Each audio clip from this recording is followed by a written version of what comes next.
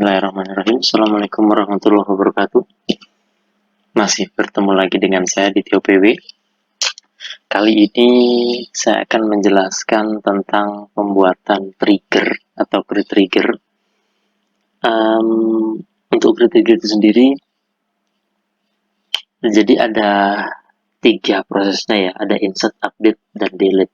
Nah, masing-masing insert, update, delete itu nanti ada event lagi. Jadi istilahnya event ya. Yaitu ada after insert, before insert, kemudian ada after update, before update, dan after delete, before delete. Jadi ada 6 event ya. Terus bedanya gimana ya? Kalau after sama before itu antara sebelum dan sesudah. Jadi kalau misalnya after insert ya berarti setelah insert. Kalau before insert berarti sebelum insert dan seterusnya. Jadi ya. Nah, untuk yang saat ini yang mau saya praktekkan itu kita mulai dari penggunaan update, event update ya, baik itu after update maupun yang before update. Nah, kenapa update? Karena salah satu penggunaan update ini nanti adalah untuk history, delete juga sama. Tapi ini kita coba yang dari update dulu. Sekali lagi, untuk penggunaan trigger yang after update ini ya, trigger after update ini nanti akan kita gunakan sebagai history ya, sebagai history adanya perubahan data di suatu tabel. Baik, langsung saja. Saya masih pakai database akademik dan di sini misalkan saya mau membuat history untuk update di tabel MK atau tabel mata kuliah. Atau tabelnya adalah TBMK. Oke, ini tabelnya kita keluarkan dulu. Kemudian datanya, oke ini ya, ini data untuk tabel mata kuliah atau TBMK. Oke, langsung saja untuk pembuatan trigger. Nah, sebelum kita membuat trigger, karena tadi kita mau membuat history dari perubahan, berarti artinya kita perlu tabel dulu.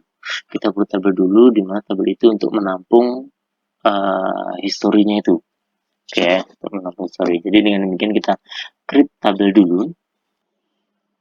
Oke, untuk mempercepat prosesnya, langsung aja untuk create tabel, kita lewat sini aja ya. Klik kanan, create tabel. Nah, untuk kolomnya, jadi harus kita perhatikan. Kolom apa nanti yang harus kita gunakan gitu ya. Itu nanti karena kita mau membuat history dari perubahan data tabel mata kuliah. Jadi nama kolomnya kalau bisa disesuaikan dengan kolom yang ada di tabel mata kuliah ya. Oke, yang pertama misalkan di sini saya mau buat ID-nya. Di ini nanti tabelnya mau saya kasih nama log his MK, ya istilahnya history mata kuliah gitu ya. Untuk yang ini saya mau gunakan primary key-nya untuk auto increment, menggunakan auto increment gitu ya. Nah, baru di sini saya pakai untuk yang bukan primary key ya. Jadi ini kode, dimana kodenya di sini nanti yang ya bisa dibilang untuk menyimpan, dibilang relasi juga bukan ya, untuk menyimpan kode mata kuliah dari tabel MK gitu ya. Sini saya pakai nama logis MK misalkan, SMK. Sini saya kasih tipe data char, kemudian 5. Kemudian selanjutnya nama MK. Untuk nama MK saya buat 2 kolom nama MK, yaitu ada nama MK lama dan nama MK baru. Fungsinya adalah untuk melihat, intinya untuk menyimpan bahwa data mata kuliah sebelum dirubah namanya apa. Jadi dia disimpan di nama MK lama. Kemudian setelah dirubah jadinya apa itu ya. Nah, itu disimpan di nama MK baru ya. Oke, sini varchar saya kasih ini. Kemudian selanjutnya adalah kolom SKS. SKS sama saya buat SKS MK lama. dan SKS MK baru. Nah, kemudian yang namanya history itu harus ada waktu gitu ya. History itu waktu proses perubahan data dalam hal ini. Jadi di sini saya tambahkan kolom yaitu waktu ubah, di mana waktu ubah saya kasih tipe datetime aja. Jadi nanti ketika terjadi proses perubahan data, ini menyimpan kodenya, nama mata kuliah lama, nama mata kuliah baru, SKS lama, SKS baru, dan dia juga akan menyimpan kapan terjadinya proses update data ini. Ya. Oke, ini sudah. Kemudian kalau sudah kita create tabel. Kemudian tadi namanya adalah logis MK. Sebut ya. Oke. Oke, sudah selesai. Nah, Oke, logis MK sudah muncul ya. Baru selanjutnya kita create triggernya. Kita create triggernya. Oke, langsung saja perintahnya delimiter, kemudian kembali lagi saya ingatkan setelah kata delimiter kemudian ada simbol $2 itu kembali lagi ke seri dari MySQL-nya. Ada yang pakai simbol $2, ada yang pakai vertikal, ada juga yang nggak pakai gitu ya. Jadi sekali lagi sama aja menyesuaikan dari seri MySQL-nya. Oke, kemudian create triggernya triggernya misalkan saya kasih nama tadi karena ini update ya, jadi saya buat update lagi aja logis MK update. Nah, ini logis MK update. Kemudian selanjutnya setelah kita menuliskan logis MK update, selanjutnya adalah kita tuliskan eventnya. Sekali lagi tadi kita eventnya mau pakai yang update dan ada after update dan before update. Tapi untuk yang pertama ini kita pakai yang after update, di mana update di sini dimaksud adalah update di tabel mata kuliah. Ya, jadi artinya trigger logis MK update akan diproses setelah terjadi update di tabel mata kuliah atau TBMK gitu kira-kira. Oke, kemudian kita lanjut for each row. Selanjutnya, nah di sini baru kita tuliskan apa proses yang terjadi dalam sini ya. Dalam sini, oke, langsung saja. Jadi saya tuliskan insert into. Jadi artinya ketika ada proses update tabel mata kuliah, terjadi proses insert di tabel logis MK update. Nah, gitu kira-kira. Oke, insert itu tadi nama tabelnya adalah logis MK. Kemudian, nah di sini dia pakai perintah set ya. Beda kalau misalnya tabel insert into penggantian trigger, sini dia pakai set ya. Nah, kemudian langsung kita tuliskan aja kolom-kolom yang ada di tabel logis MK, kita gabungkan istilahnya, kita hubungkan dengan tabel kolom yang ada di tabel mata kuliah. Saya mulai dari kode logis MK. Kenapa saya mulai dari logis MK? Kenapa id logis MK tidak? Karena tadi id logis MK saya kasih auto increment, jadi nggak perlu gitu ya. Jadi nggak perlu. Oke, sini. Kemudian, nah ini yang perlu diperhatikan.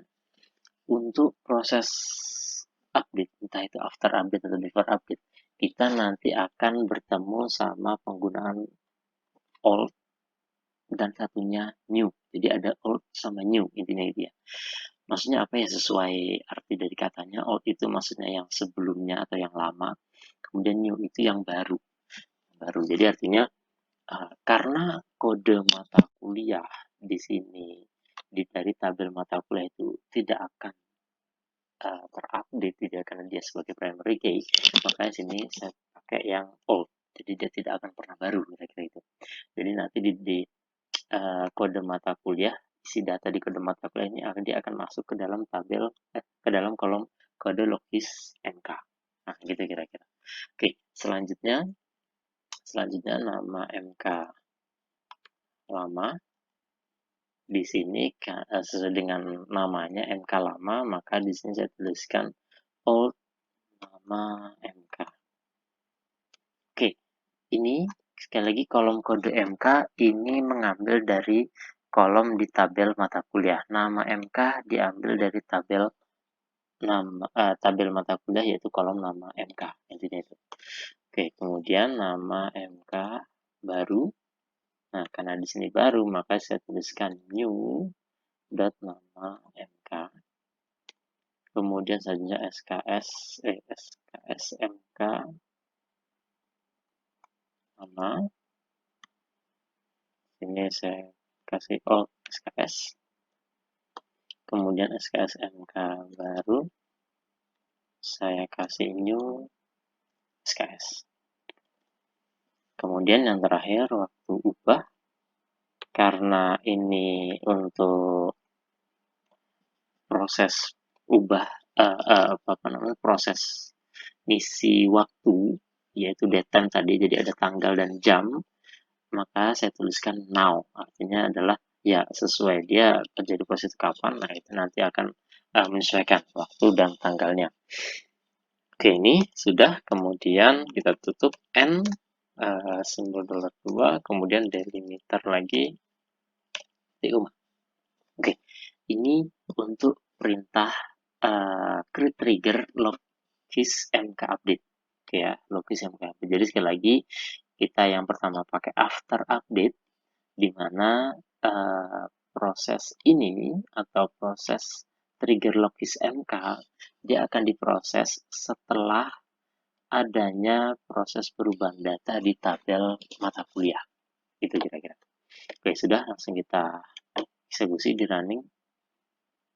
Oke, sudah berhasil ya. Ini error code 1064. Ya, kita anggap tadi cuma perbedaan versi dari MySQL-nya aja. Oke, kita refresh dulu. Tabel trigger. Oke, ini sudah masuk ya. Logis MK update. Kemudian ada logis MK.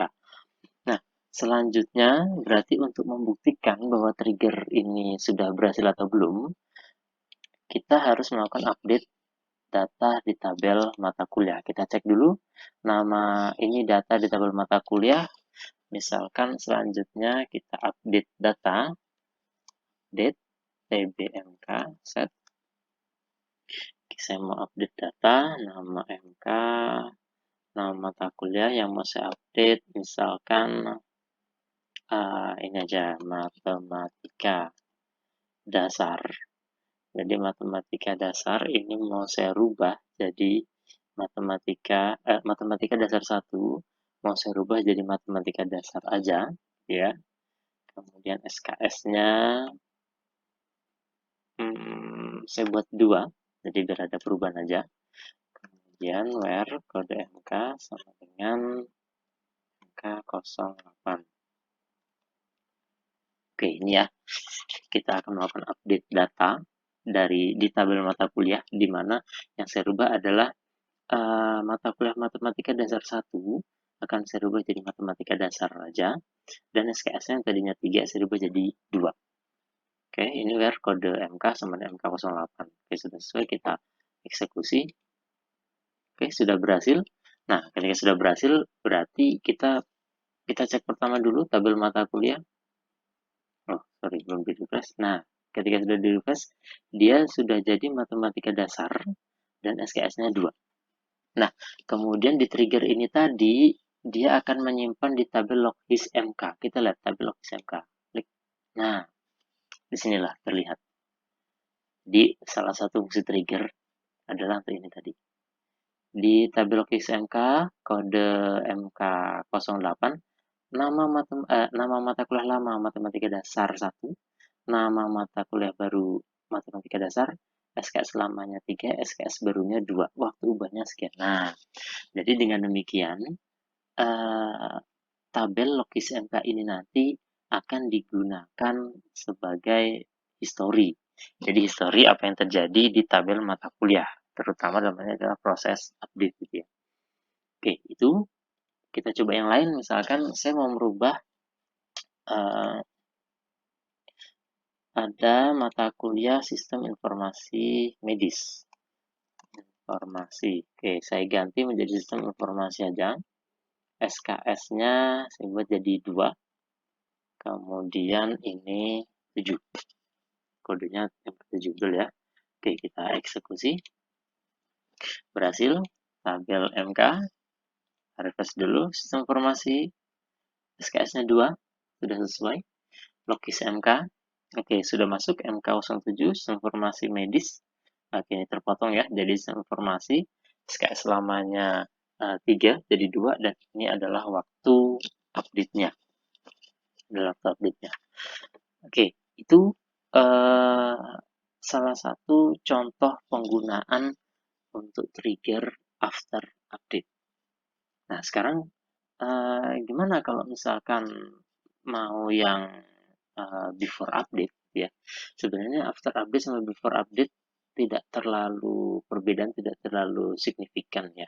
Jadi mungkin nanti bisa dicoba sebagai latihan ya, sebagai latihan bisa dicoba untuk menggunakan before update gitu ya.